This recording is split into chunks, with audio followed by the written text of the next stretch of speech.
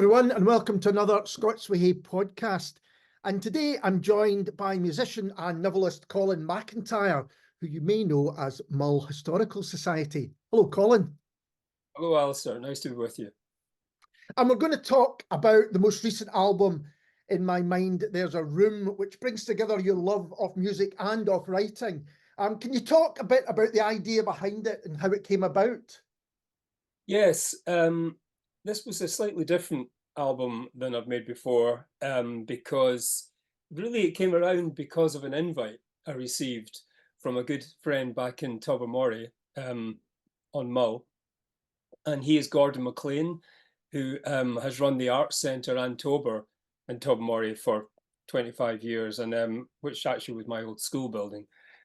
So Gordon is a good friend and performs sometimes with me, and his son Soren MacLean performs in my MHS live setup. So Gordon got in touch to say that he was, when he was deciding to leave Antober, that he was looking for new premises. And really, you could have knocked me over when I got this email through saying that he'd found a nice sea view, a characterful building, kind of turret window, and turns out to be the bank flat in Tobermory, so the old Clydesdale Bank building, if any of your viewers or listeners know it.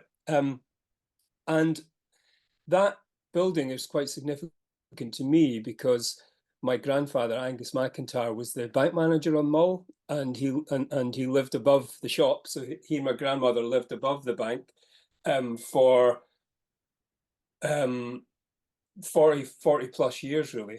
And my grandfather was also known as the Bard of Mull. So he was a published poet all his life. And in fact, I think I put one of his first editions sitting right here for anyone who can see this as well. Signed 1975. Actually says Clydesdale Bank. So he must have been doing a bit of banking and poetry that day. And Gordon's new space, his new rooms, turned out to be these very rooms that my grandparents lived in, and the room for his new studio. So he was I hadn't been in the building for 20 years since my grandmother left the building, and you know, it was just kind of quite an unbelievable piece of news that this space I'd known so well in my childhood was going to be transformed in this way. And so Gordon said, look, you know, you have to be the first to come up and make some noise here. And that kind of coincided with a bit of a light bulb moment for me, because you mentioned earlier about bringing my kind of music and author sides together. And I mean, all of that in terms of storytelling was heavily influenced by my grandfather. So I thought that I would, for a while I've been looking to work with authors and to see if I could collaborate with other people. I've kind of been quite a solo beast really most of my career, despite the Mull kind of moniker sounding like more. And so yeah, I'd always done all the words, music, everything myself. So I thought, okay, I'm getting to go and record in a significant room to me, that I would invite some of my favorite writers if they would provide original words on a significant room to them that they hadn't, you know, published before, and that I would then go up to Tobermory back home and record the album in the bank flat, and that's what I did. So that's kind of how it came around, and that's the reason for the In My Mind There's a Room, the kind of room concept.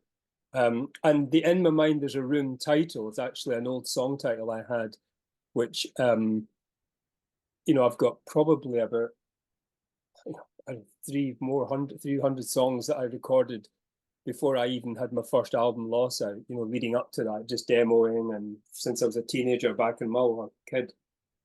That was one of those old song titles, and it just kind of felt, I just realized, all right, that fits now. You know, the song probably would have, like a lot of those should stay under the bed and not really. In fact, the melody on it is, in my mind there's a room, in my mind there's a room. It sort of goes, stop being used. And So I did actually use a little bit of that melody on the Alan Warner collaboration. So it was, Right. there was lots of things just kind of joined together, and then I went back home over two sort of stints last winter and made the album in the bank flat in those rooms that I'd spent so much time at the foot of my grandpa listening to the stories, the folklore, and he wanted, probably as it already sounds, he wasn't maybe the conventional bank manager, and he lived above the shop. Nobody quite knew when he was banking or doing poetry. There was whiskey in the safe, and bank flat was more than just a banker's residence. It was really a hive of all the characters, all the local, would come up each night. There'd be sandwiches, drams on the go, and you could leave the bank flat with a poem stuffed in your pocket as much as an overdraft. So I think, and Gordon remembered my grandfather and was actually a teenager delivering milk there before I would even have any memories of the bank flat. So there was lots of kind of links and connection, and I just sent emails out to a list of authors to see if they would, to try and nutshell what I've just explained to you. And the way I put it in a nutshell was to say, would you be Bernie to my Elton? So a lot of your listeners will know that Elton John has sort of famously collaborated with Bernie Taupin, the lyricist throughout his career. And as I said before, I'd always done everything myself. So it was really refreshing to kind of to work with other people's rooms, other people's stories. And how did that process work? First of all, did you have a kind of hit list of the people that you wanted involved? A kind of a fantasy list, if you like, saying if this was the perfect, these are the people I would like involved. Yeah, so that was how you began. And are most of them on the album?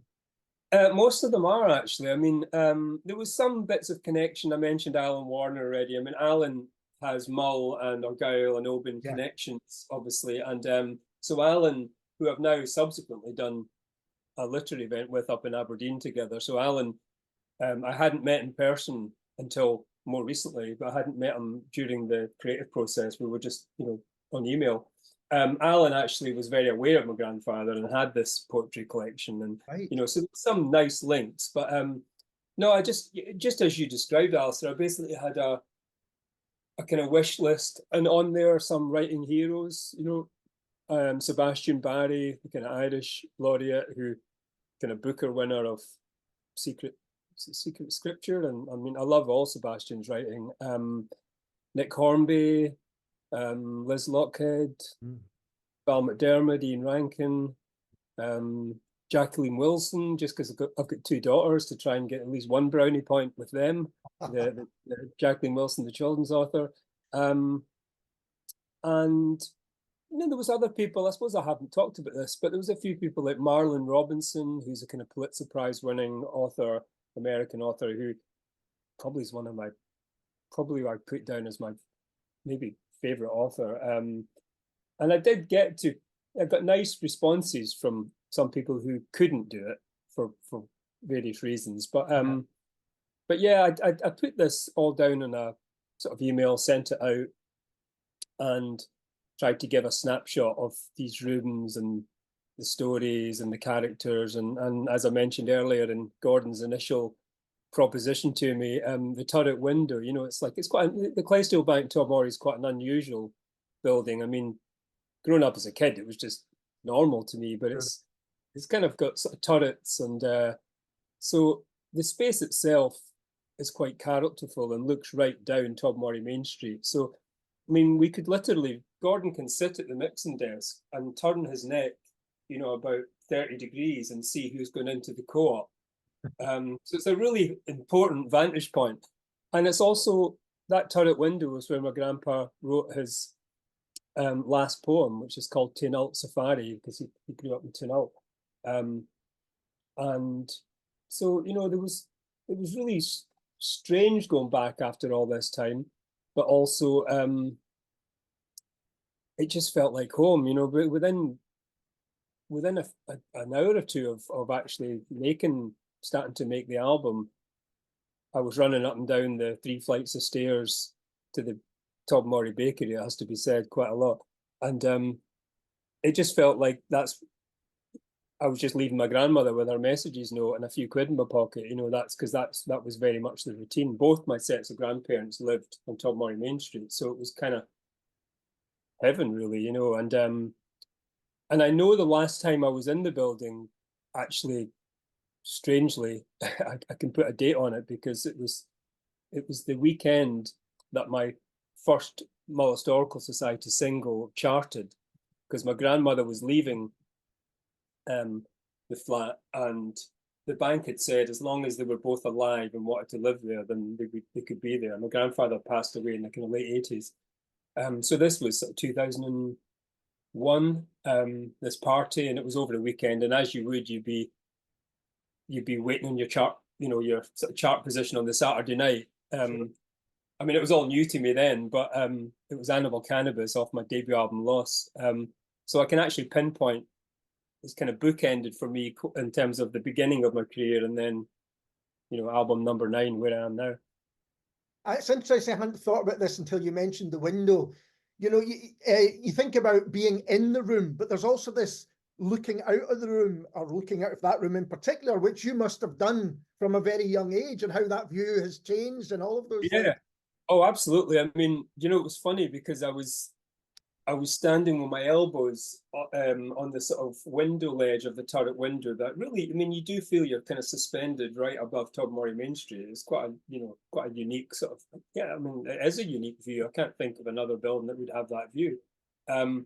And I remember as a kid, me, my brothers, cousins, my dad, would always do the same thing. You'd go into the turret window. I mean, I'd sometimes go in maybe about 5 times in one visit. My grandmother would say, nothing could have changed since the last time you were in there. And of course it had. And this time I was now sitting with a guitar, and where my grandfather used to have his record player, and he would sort of sing along to Joseph Locke records and things like that. And really displaying that he was the writer in the family, not the musician, really, with his singing. But he would, because he'd had some strokes by the end of his life, and you know, we'd go up and sit with him if my gran was going out to get messages and stuff. So, and not to be too morbid, but he passed away in the room that I was the room I was using as the live room. So where their bedroom was. Wow. Now the drum kit, and I was singing in that room. So you're right, it wasn't only me looking out, it was actually, I was singing, like Val McDermid's collaboration is called Room of Masks, and Val's room is actually about her writer's room. Yeah. And she's, you know, yellow walls, and she's talking about the Firth, Forth, and you know, interesting, you know, she's looking out from the East Coast and I'm on the West Coast. And then Stephen Kelman, who's the Booker shortlisted author of Pigeon English, one of my favorite books. So Stephen's become a bit of a friend. Stephen's song is a Red Flame Diner, which is the diner that he and his wife went to in New York after they got married. And so here I am standing in my grandparents' bedroom on a windy night in Todmorey, you know, singing about all these other room locations. But it was funny, you know, through the talk back at one point, Gordon goes, you know, I'm starting to think these songs are just yours. You know, it feels like they're kind of just, you know, passing through me in some way. And I think I felt that as well, you know. It was interesting because I was thinking this myself. If I didn't know the process or the story or the ideas behind it, or if you hadn't said this is the lyrics by, would I think this is a Mull Historical Society album? And I think I probably would. Yeah, you know, well, yes, that's to do with your voice and the, you know, the instrumentation, but you've always been a storyteller in your songs, I feel, anyway. Well, thank you. Yeah, I mean, I sort of feel that has come, as I said earlier. I realize more and more how that has sort of come from the storytellers in my family, you know. And on Mull, I was quite lucky because I had the kind of writers in my MacIntyre side, like my grandfather and my uncle Lorne, and then and my grandpa's books were in print. You know, his cassettes were on sale. You know, I could see that actually, okay, you can get something out there. And then on my other side, my mum's side of the family are the Kirsops, and they are the kind of plumbing family on Mull for many many generations. But they were all musicians, and so as a kid, I could go up to the bank flat and hear my grandfather talk about,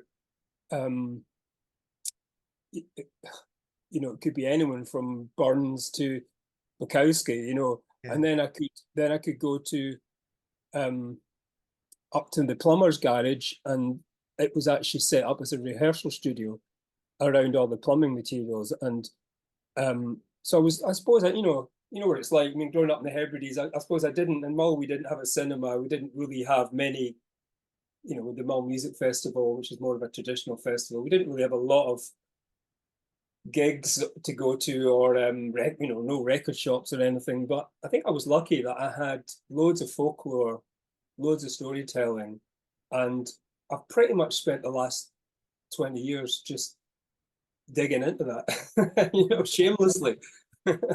And my novels as well. Like my new novel set in Mull, and it's a crime novel, and it's out in May, and I was writing that while I'm making this album, and I was walking down the Lighthouse Path in Togmorey to the bank flat each morning or the evenings, and that's a kind of bit of a setting in my novel. And it was, so I was kind of doing research on that front, to the extent that the final room of the album was Abbey Road. So the album was mastered at Abbey Road. So it was really nice to kind of start in the bank flat, finish at Abbey Road. But I actually left Abbey Road in a taxi, full of the joys of having been there, and I could talk a bit more about that. Gordon had never been, so it was really nice to see it through his eyes, and we get into the Beatles rooms and hear my grandpa's voice coming out of the speakers, because he's the last. Yeah, he's the final voice on the album. But the reason I mention that is I then, of course, left my manuscript from a novel in the taxi and spent the next 2 days having to get my novel, so there's multitasking for you. And I did get it back, but it's just been a really fun year of making stuff, and it's nice when you get out of the head and it's kind of in the world, if you like. And that's a lovely story, in the sense that you've got this room that you'd known since a child, and then you've got Abbey Road, which is, I guess, is one of the dreams that you have as someone obsessing about music as a younger person. That's totally the ultimate of almost. Oh, absolutely. I mean, as a kid, probably even more so than the music, Alison, I was actually, the look of the Beatles, the haircuts, I couldn't really get my hair to do it. I mean, obviously this is me in the kind of 80s, early 90s, but I was still, if there was something came on TV about Beatlemania, I mean, even now, even, Buddy Holly and all these people, I was always quite obsessed with this stuff as a kid, probably through my uncles, because they were playing a lot of, I mean, I was about 12 when I realized that all these amazing songs that my uncles were playing were not theirs, and actually they were Bob Dylan's and Neil Young's and the band and the Beach Boys, and so Stones and all the rest of it. So I was, so yeah, for me, I knew about Abbey Road probably when I was a kid growing up in Togmorey. I was aware of that kind of heritage, or I was just really, really obsessed with where do people come from, that kind of that get their creativity out. I was obsessed with Liverpool, and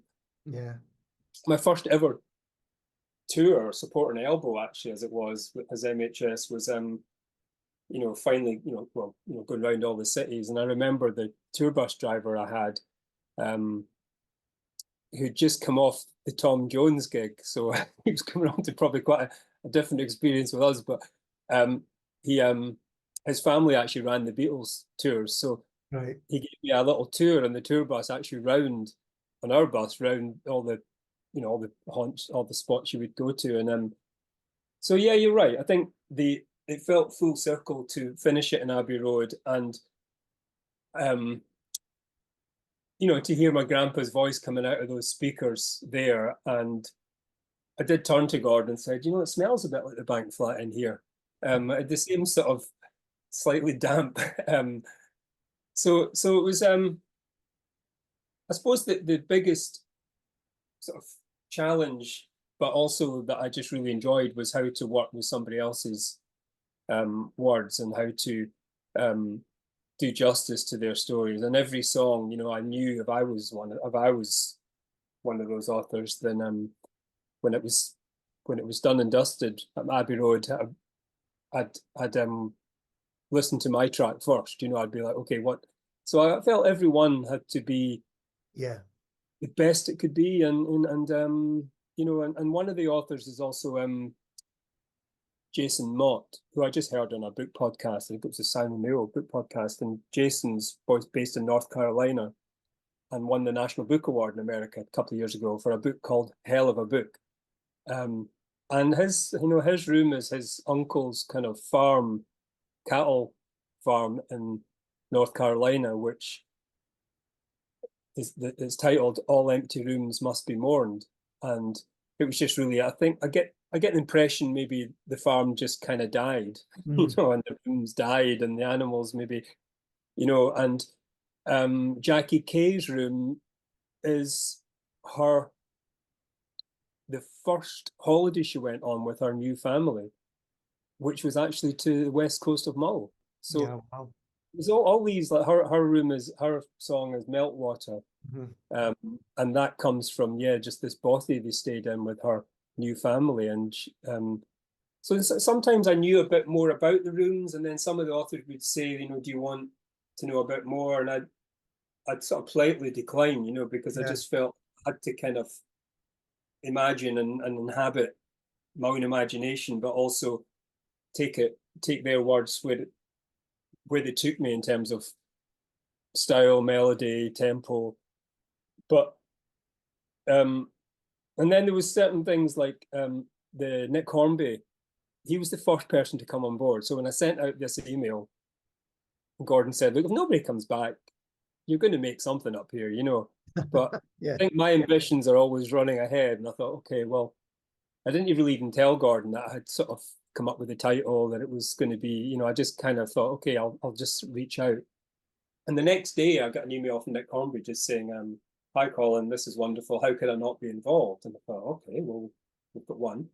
And it wasn't until further on in the process that I realized the first time I ever saw Nick Hornby's work, the Fever Pitch, his kind of debut memoir, novel memoir, was actually sitting in the room in the bank flat. I think one of my uncles had dropped it, you know, had said to us, so you boys should read that, you'll enjoy it. And so I'd forgotten about that until I was kind of underway, you know, with the recording. It's amazing, these little nuggets of kind of coincidence or serendipity that are coming along. And Absolutely. I love this idea, almost like Yul Brynner and Steve McQueen in The Magnificent Seven. You're going, we've got one, we've got two, and you've got building all these people up. It was. And how did the process work? Did you get the lyrics, the actual words first, and then, you know, apply melody and to it? So in terms of process, in most cases, I kind of did what I imagine Elton does, you know, as plonk the typed lyrics. Well, I know that's what he does on the piano, or, you know, in front of me, and just see what happens. But I've never really been a songwriter that sits on my guitar all day or sits at the piano all day. I mean, my songs could just as easily come into my head on the tube or on a bus or, you know, anywhere really. And sometimes better for that, not being too sort of defined by chords but in this case, maybe it was a bit different. I think I felt like my kind of arrangement sort of skills kicked in maybe more than ever, because some of them would just be, you know, I'd said to them maybe 30, 40 lines, but whatever you want, you know, this is what I'd said to the authors. So some of them, like Ian Rankins, so Ian was the second to come on board because he was up writing on Cromarty and said, if I can get something, should be the end of the month. How about that? And I thought, okay, great. And the funny thing is, just as a little aside on Ian, we subsequently asked all the authors for a picture of maybe their room or, you know, something visual. And not everyone had something, but we got some, and Ian actually sent one of an unmistakable Ian Rankin at maybe 14 years old in his bedroom. And of course, there's a big Elton John sort of Yellow Brick Road poster behind him. And Ian's words, to answer your question further, I mean, Ian's words were actually already in lyric form. So Ian's song is "My bedroom was my rocket." He actually had "rocket ship," which is really nice, but melody-wise, I just went with "rocket." Or title-wise, I went with "rocket." And you know, you could sort of see, okay, these are the verses. I think I wanted one more verse, and cheekily asked him, and he kindly sent me a bit more. And it was very much about, as it explains, you know, his bedroom was kind of safe place, his place he created, listened to music, his parents kind of waiting patiently downstairs for him to come for his tea.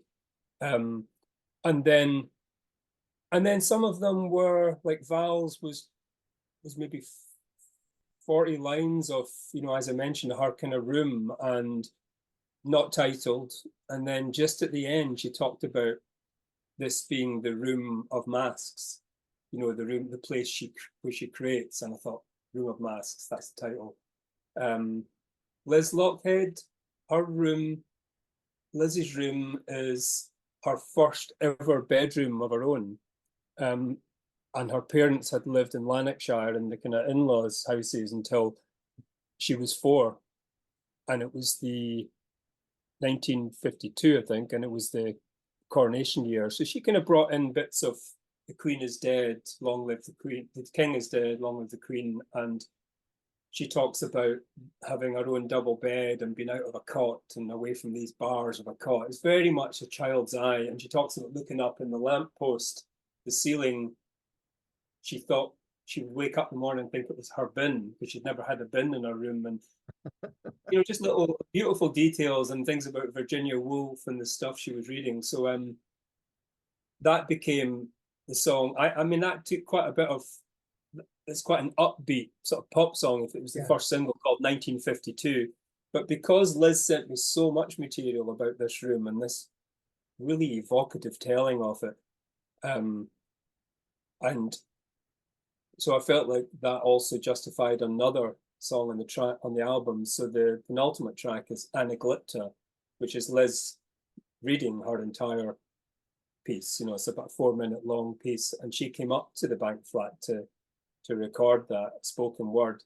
And she called it Anaglypta because this new council house, the poem starts with her reading out the paint chart and the materials of the house. It's really, you know, it's really beautifully done.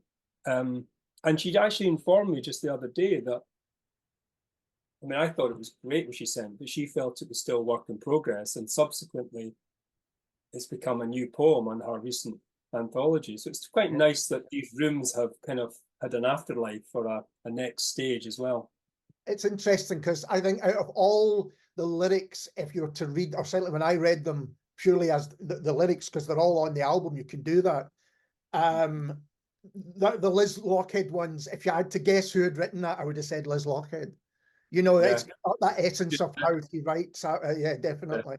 You think because of the subject matter, or just the... Possibly because of the subject matter, and perhaps her better known poems. Certainly some of the first ones I read when I was studied Liz at university, even at school. Yeah, I thought, yeah, this feels like a Liz Lochhead memory, and how she manages to put into words and create the pictures in your mind about how she was seeing that from the viewpoint of a child. Yeah, you're right. Very visual, and she had this thing about who needs Virginia Woolf and stuff, you know, and so that kind of became a line in the chorus. And but yeah, I just love the idea that she kind of used the materials, but also it chimed again, talking of kind of connection, serendipity. But you know, with the album coming out in another coronation year last year, it sort of felt like it had a bit of a link, you know, a full circle to it. And you mentioned Ian Rankin's one as well. My bedroom was my rocket, and that's one that really struck a chord of recognition in me. That idea of the bedroom as you say, a safe space, and it's got your own, it's perhaps the first place where you put your own identity. You have your own posters, your own records, your own books, your own comics, whatever it might be. And that almost sparks the imagination in you that, you know, maybe takes you to where you go next, or, you know, whatever you might do next. That place, that space that you create almost in your own image. And I think Yeah, I mean, all the rooms have a sense of that about them. yeah, well, that's kind of what was my feeling as well, from not knowing how this would go, from, you know, the original invite I received from Gordon to then my invite of the authors, and then it all kind of just all had this natural flow to it. You know, it didn't really feel, it was a lot of work. I mean, I think Gordon did a brilliant job, you know, in the engineering and mixing, and, you know, but it was, I think he might have needed a few weeks off after it. You know, it was quite a workload, and I just threw myself into it, you know. But at the same time, I mentioned that mainly because it also had just this kind of, more than probably any album I've made, it just had this quite effortless feeling to it. And maybe I felt it was less on me. I mean, you could say, okay, there might be a bit more pressure, if you like, having all these great authors' words, but I didn't really feel that. I think I just felt, well, it's collaboration, and it's and doing it where I was doing it. You mentioned that space of a bedroom, like Ian's song, or you mentioned in your own case, and I identify with that as well. And the bank flat was like that to me, even though it wasn't, I didn't live there, you know. Well, I stayed there sometimes, but it, you know, but my own bedroom, when I received Ian's words, and I said this to him, actually, it really correlated with my own feelings of growing up, Rarick Road, North Tobermory district, and my bedroom was the same. It was my rocket ship, you know. It was, I won some records at the Iris Hall in Tobermory. Just let my dog out. I mentioned earlier, my dog did bark on the album, so technically she's got every right to be in these interviews. But I won 3 records in the Iris Hall in Tobermory, which is where my uncles performed and where I grew up playing. And I'll be back playing there this year. We're going to do the Room album back home as well, hopefully with some of the authors. But the I won with the Beatles, Sound of Silence, Sound of Garfunkel, and Queen's Greatest Hits. Right. At the every Wednesday night there was a coffee evening and a tombola, and I won like a suitcase record player with it. And I can still remember walking up from the seafront up to my house, and I learned to play as much as I could, you know, everything that was on there. And I suppose that's when the Beatles really entered my life in that way. And actually just recently been doing little posts of leading up to some of the live shows I'm doing, which maybe we'll talk about. But I discovered, talking of the bedroom, for those of you watching this, this is my old 4-track recorder, which isn't Pro Tools and isn't Logic, but this is actually how I mean, I must have recorded about, as I mentioned earlier, hundreds of songs as a teenager in my bedroom, you know. So I very much identified with what Ian was talking about. And I, even when I got that first tour bus or first tours or things started to take off in my music, I always felt, as long as I sort of keep that kid in my close to me, then no matter how big it gets or how, you know, stressful or I don't know, you know, how, if you think, God, what's going to happen, you know, live TV or playing Glastonbury or whatever it is, I always sort of thought, okay, this is only happening because I had that passion as a kid. And this album probably has been just an even bigger reminder of that, and people like Ian and his rooms only point towards that as well. It's just a privilege to kind of have my hand on their doors almost, you know, to kind of have that insight. Because they all, you know, we're all, it's quite revealing. And Jacqueline Wilson's room is, you know, her contribution is her first ever room of her own, her first job, her first writer's room, all combined, because she was 17 and left the southeast of England to go to Dundee to work for DC Thomson. So she didn't have a title, and I called it Somebody Else's Life, because which has become her life. But she talks about it's grey dawn light. Grey dawn light. She talks about, I'm 17, I'm on my own. She talks about taxi guy. Take me to a room. I need a room, any space to write. And because she didn't have a room sorted out, and they took her to the Church of Scotland hostel, and the matron gave her the linen cupboard, and she became the envy of all the other girls because she had the smallest room but the warmest room because it was a linen cupboard. But she literally said she started writing there. And of course, talking of things turning full circle, DC Thomson now published the Jacqueline Wilson monthly magazine, which my daughter subscribed to. So that's amazing, isn't it, for her journey? And so it was a real privilege to kind of receive those stories, those rooms of key points in some of the authors' lives. And I think as a listener, that's what you get. You're being, every time, it's a lovely way of putting it, you're being given the keys to the door, or you can open and go into this different person's memory and access to that memory. It's a really a lovely idea. And did it change your views of the rooms of the past? Or did it change you even going back and doing it? Was it, how did it feel to kind of revisit your own past in such a way, in such a kind of visceral way, to go to the actual space that you know so well? Yeah, it was quite strange going into the bank flat for the first time in all those years, because obviously I'm in Mull a lot, and I'll look up and I'll see the turret window. It's not gone anywhere in the last 20 years, but I haven't been in it. I think it's been used as offices, and the bank have probably used it. So it felt very familiar, but a bit strange. Some of the rooms are in a bit of disrepair, and that's currently been attended to. But I think just the warmth of Gordon, for those of Gordon's pretty well known around the Scottish music scene and creative scene, and he's such a warm individual, Gordon. And I've tagged him an angel with sideburns, and it just felt extra special to spend that time with him. The amount of nonsense we talked about, and the amount of stories, and but yet we got a lot of work done. I don't quite know how we did it.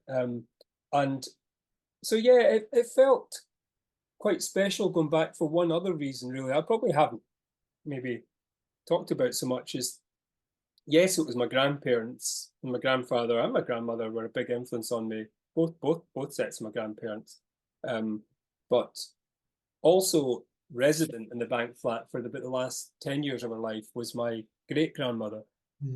She was called Tate, and she was from Connell, and she'd come over to Mull, and she was kind of bedridden for a lot of that time, and she died when I was maybe about 9, 10, and I just remember my brother and I would go into her room, and it was like walking into a museum or something, because she remembered Queen Victoria, and she remembered like some of the outlaws of the Wild West, reading about them. I think she was about 20 when the Titanic went down. And so her room, Gordon really has only taken up the main living room looking out and the live room, my grandparents' bedroom. But the rest of it is pretty empty. So her room is completely empty. But in some ways it was kind of still full of her, because she was such a sweet lady. And I can still remember singing her theme tunes, so I suppose maybe there was a bit of music up there as well. But so I think the first thing I really did was walk into Tate's room, and that felt, really special to kind of, because it's not often we get the chance really to. No. Some people are lucky, maybe their parents have stayed in the same house all their life, or but it was just an unexpected sort of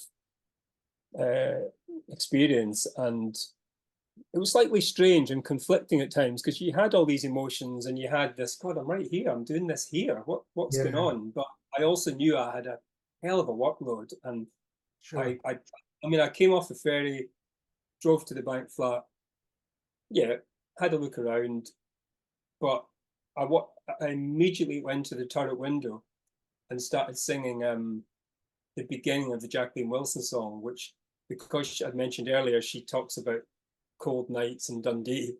I wanted to kind of start off with this repetitive phrasing of that, and I wanted to use a vocoder, and I was listening to Laurie Anderson's "Oh Superman." Yeah. So I kind of had that as a reference point, and I thought I need to start there, just with my voice. So there's no instruments, no, and that's what I did the first Sunday night. I just kind of went into the turret. Gordon set me up, and so I thought, okay, before I kind of relax here too much, I just need to go on with it, you know.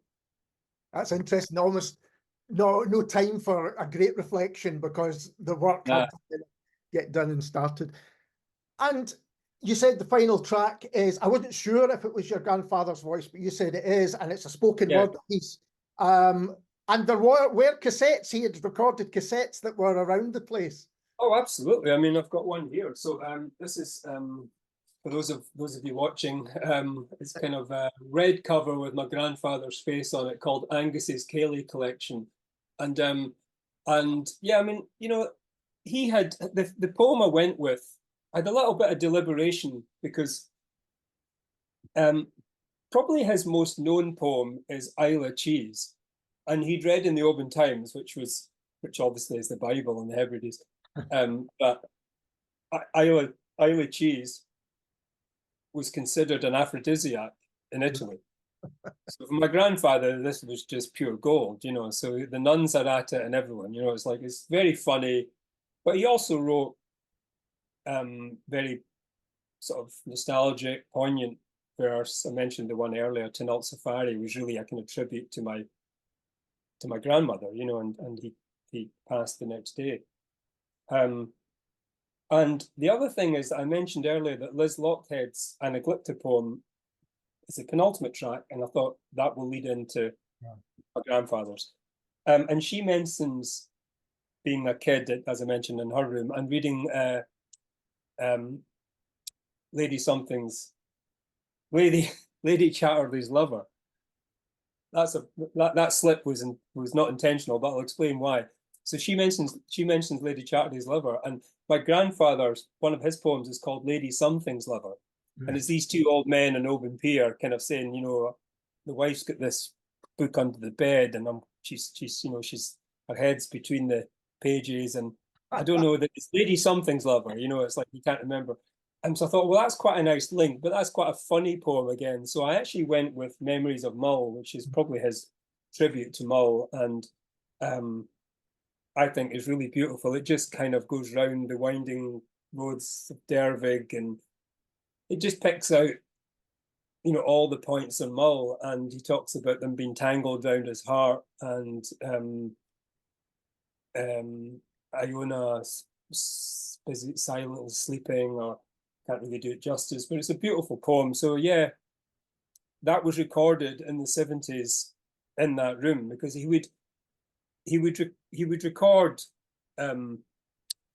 those audio versions, and the publisher would make them into cassettes, and then he would sometimes, I can remember him down the phone live on Radio Scotland, I think the Robbie Shepherd show, reciting poetry, you know. So he would, you know, there's quite a bit of his audio out there, but it just felt quite fitting that he would complete, you know, he would be the final voice on the album. And it's nice that he's in the company of all these other writers as well, you know. I mean, I suppose that seems very natural to me, but somebody pointed it out to me recently, what would your grandfather have thought of, like, the poet laureate coming up to his room to, and I thought, I suppose I hadn't really thought about it like that, you know.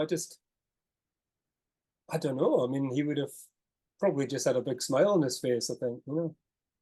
And it does make, I think, the perfect end to the album, and particularly after what we've just been speaking about, perhaps even more so. And you mentioned you're going to be playing some of these songs live. I know there's a Glasgow gig at Oran Mor on the 8th of February. And it's called Bookends because it's not just going to be songs from this album, is it? No, that's right, Alistair. So it's Bookends because I'm doing my first album, Loss, and my most recent album that we just talked about, In My Mind There's a Room. So the kind of album 1 and album 9 on the same evening.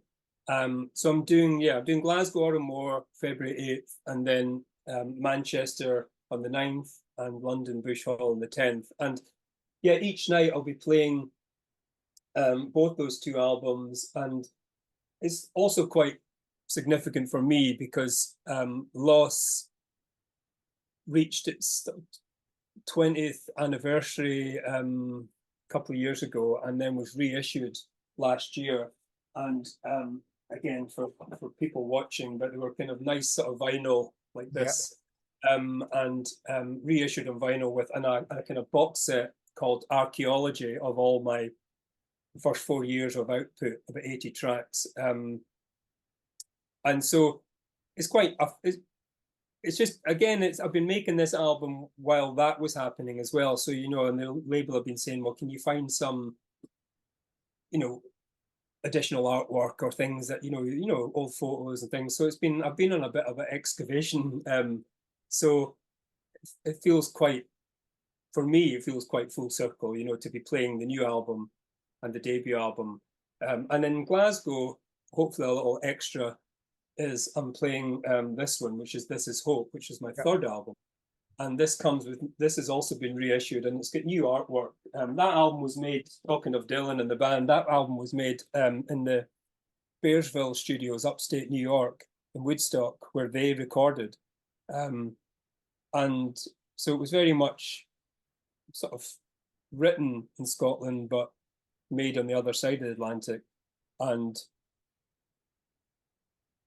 it's probably a bit of a pet fave of mine of an album. I don't know, I really liked how it came together, and getting to sort of go to New Orleans and record gospel singers, and then, you know, realize it all in this kind of these studios that apparently Janis Joplin's Mini was still in the garage because she was managed, but it was the Albert Grossman management sort of stable who had Dylan, the band, and Janis Joplin. And so that's really how Bearsville was grown on. So I mentioned that because in Glasgow and Oran Mor, I'm also going to play This Is Hope. So it's going to be a lot going on. And I also have 3 of the authors joining me. So I've got Val McDermid, I've got Liz Lochhead, and James Robertson, who we haven't talked about yet, but his room is Seeds. Oh, and it's a wonderful track, I think. Yeah, really good. Oh, thank you. Yeah, I mean, that is kind of, it's funny, you know, because it's the one where I just thought, okay, I'm just going to go for it here, because it's got 3 different sections. And but it's really, I've never met James, but it's been a real pleasure just collaborating with him. So so they're all going to join for the Glasgow show, and it would be, hopefully people come along, and it'll be a little bit different. The authors will do some readings of their rooms, and in Val's case, she's a really good singer, Val, and she plays with the fun-loving crime writers, of course. Right. And so, Val joined me actually at the Borders Book Festival last summer, and so and to my surprise, started singing with me on stage. So I think Val will get quite involved. So yeah, that's quite nice, just to kind of have the album going to all these other rooms and reaching, you know, hopefully some of the audience as well. And would you ever consider doing something like this again, a part 2? Yes. Yes. That's the quickest answer I've ever had. That'll be my shortest answer. Yeah, no, I'm thinking about it. I want to do, well, again, I'm just sharing thoughts, but yeah, I'm imagining maybe 3 of them, like a series. Yeah. And I think I've got a good sense of what it's going to be next. So I think it should always be in my mind, there's a, and so I need to think about, that, I mean, I've got quite a few balls in the air at the moment with the novel and other musical I'm working on, but it's nice to know that hopefully it had a nice outcome, and that when all the authors then heard their songs, thankfully they all seem to be quite pleased with it. And so I feel like I've really enjoyed it, and it's just been nice to collaborate and work with other creatives, other storytellers. So yeah, definitely going to do it again, and going to move on to that probably at some point this year. Well, that's great. That's really exciting news. And can you tell us a little bit about the novel since you've mentioned it? Is that possible? Yeah, absolutely. So it's called When the Needle Drops, and so far I had a novel. My debut novel was called The Letters of Ivor Punch, Yeah. and then I had a memoir, sort of some of the stuff we've talked about, growing up in Mull and whatnot, and then a kid's book. So I was thinking what to do next, and a little bit like this album, when you have these, well, hopefully they are light bulbs, but you have these kind of thoughts. We think, okay, yeah, that makes sense, and I'll do it.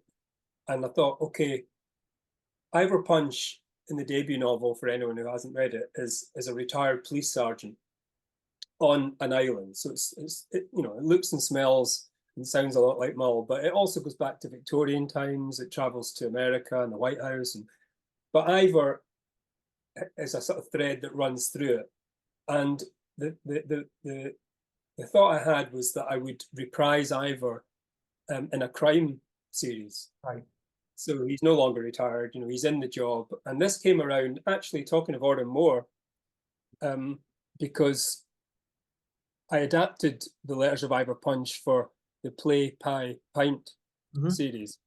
And I'd never written a play before. I had a lot of help from people like Stuart Hepburn and the producers there at Play Pie Pint. But I really enjoyed that. And really, I just returned to his voice for the play. This was a few years ago, and that was a year or two after the novel. So I felt like I could just shake this guy's hand, and I had a lot of different writing on the go, and I suddenly thought, I kind of feel this is Ivor's book again. And so it's When the Needle Drops. It's no longer the island, it's very much set on Mull, and it's my sort of reimagining a bit of the Great Mull Air Mystery. So I don't know if you know about this, but this is one of the biggest pieces of folklore that I haven't yet tapped into in Mull. But in the mid-70s, a plane went missing. A light plane went missing from the airstrip, the airfield in Mull. The airfield we used to use as a football pitch, actually, the plane never returned, and the whole island was out looking, apparently. And if you Google the Great Mull Air Mystery, it was quite a big story in the end. And they found the body 4 months later on a hillside. Right. And they didn't find the plane for many years. And there was lots of really, the body seemed to have kind of, was there what's the word I'm looking for? A suspicion maybe that the plane had gone into the Sound of Mull. But then he didn't seem to have seawater on him, but then he'd been exposed for many months. There was just lots of mystery, and I mean, that's one story itself. But a little bit like the author's rooms, I didn't want to know too much more.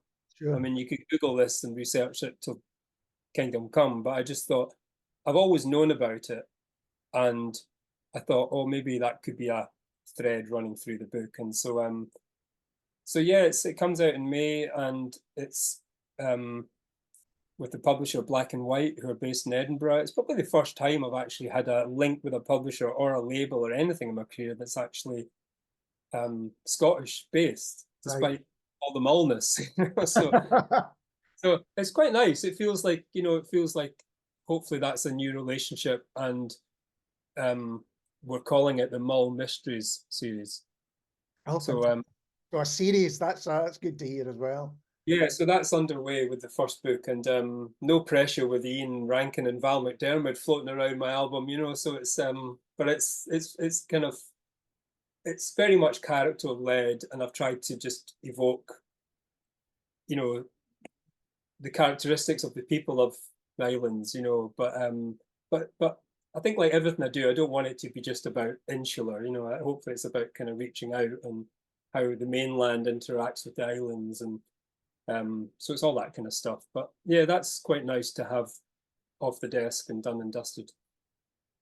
Well, Colin, thank you so much for taking the time to talk to me. I love the album, and all the very best with the live shows.